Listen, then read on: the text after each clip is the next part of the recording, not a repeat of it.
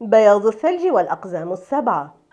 كان الكوخ ملكاً ل7 أقزام، كانوا يعملون في منجم لهم، فلما عادوا إلى كوخهم فوجئوا بنظافته وترتيبه، ولكنهم لما رأوا الفتاة تغط في نومها على أسرتهم فهموا ما حصل لكوخهم.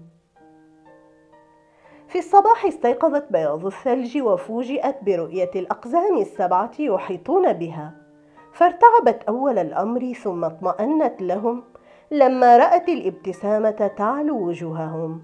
وقصت بياض الثلج على الأقزام خبر هربها من زوجة أبيها الملكة، فطمأنها كبيرهم إلى أنها تستطيع أن تقيم عندهم ما شاءت، وأنهم سعداء بوجودها.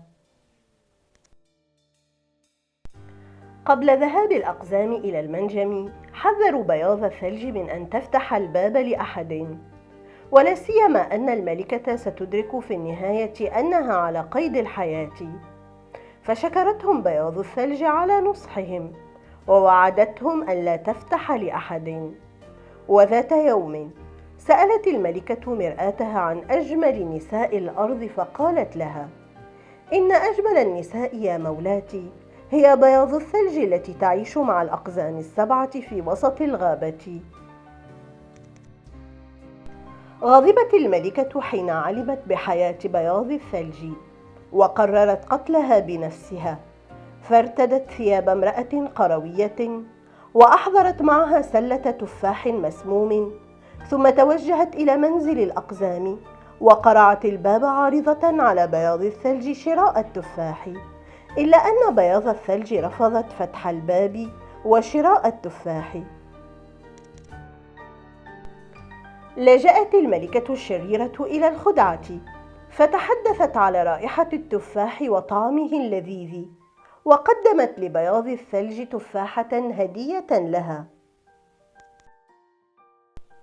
لم تقاوم بياض الثلج حبها للتفاح، وأرادت ألا تحرج المرأة برفضها، فقبلت هديتها وفتحت الباب وأخذتها، ولما أكلت قضمة من التفاحة سقطت على الأرض ميتة.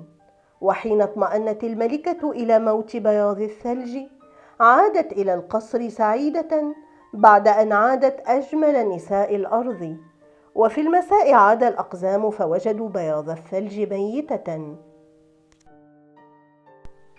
حزن الأقزام لموت بياض الثلج، ولحبهم لها لم يدفنوها، بل وضعوها داخل تابوت زجاجي زينوه بالأزهار الجميلة، وجلسوا حولها يبكون عليها ويسألون الله أن يعيدها لهم إلى الحياة.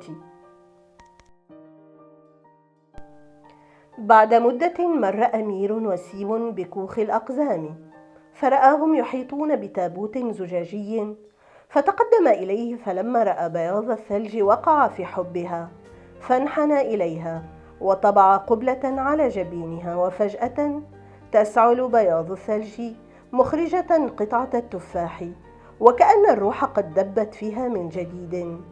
وبعد مدة يتزوج الأمير ببياض الثلج، ويعيشان بأمان وسلام وحب ووئام، بعد أن ماتت زوجة أبيها غيظا وحسدا. انتهت القصة.